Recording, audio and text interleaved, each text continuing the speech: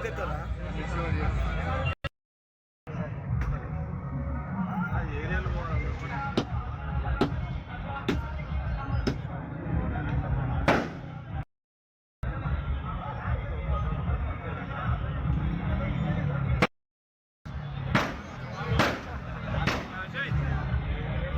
లోకంలో అందరూ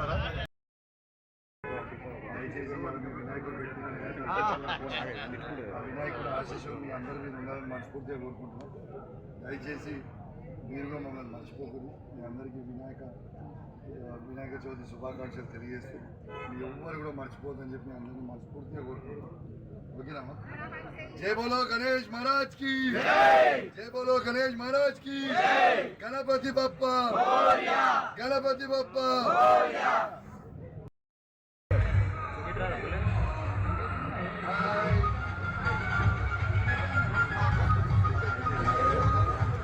బాబాయ్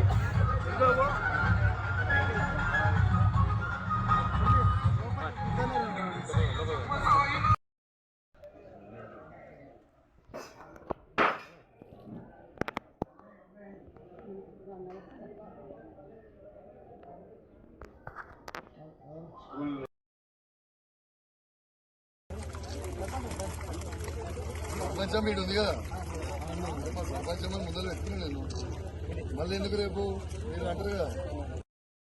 ఎలక్ట్రానిక్ మీడియా, ప్రింట్ మీడియా మిత్రులందరికీ కూడా నేను నమస్కారాలు తెలియజేస్తా ఉన్నాను. నేను వినాయకులని దర్శించుకోవడం జరుగుతూ ఉంది. మొన్న జమ్మికుంటలో, నిన్న హుజరాబాద్లో మరియు జమ్మికుంట రూరల్లో, ఇవాళ కమలాపూర్లో ఇవాళ వినాయకులని దర్శించుకుంటా ఉన్నాను.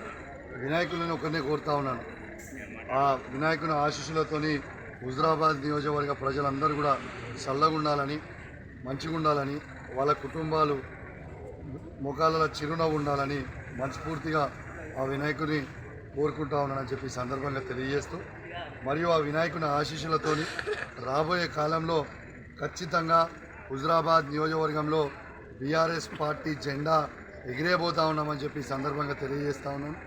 గౌరవ ముఖ్యమంత్రి కేసీఆర్ గారు మరి మూడోసారి ముఖ్యమంత్రి కాబోతా ఉన్నారు ఈ తెలంగాణ రాష్ట్రానికి. ఖచ్చితంగా హుజరాబాద్ నియోజకవర్గం కూడా ఈ 119 నియోజకవర్గాలలో మొట్టమొదటి సీటు గెలిచేది బీఆర్ఎస్ పార్టీ ఏదంటే అది హుజరాబాద్ ఉండబోతా ఉన్నదని చెప్పి సందర్భంగా తెలియజేస్తాను. మీ మీడియా మిత్రులందరూ కూడా నాతో తిరుగుతూ ఉన్నారు. ఎంత అద్భుతమైన స్పందన ఉంది, ఎక్కడ పోయినా అద్భుతమైన రిసీవింగ్ ఉంది. ఖచ్చితంగా ఈసారి హుజరాబాద్ నియోజకవర్గంలో ఖచ్చితంగా బీఆర్ఎస్ పార్టీ జెండా ఎగరబోతా ఉందని చెప్పి సందర్భంగా తెలియజేస్తాను. Thank you.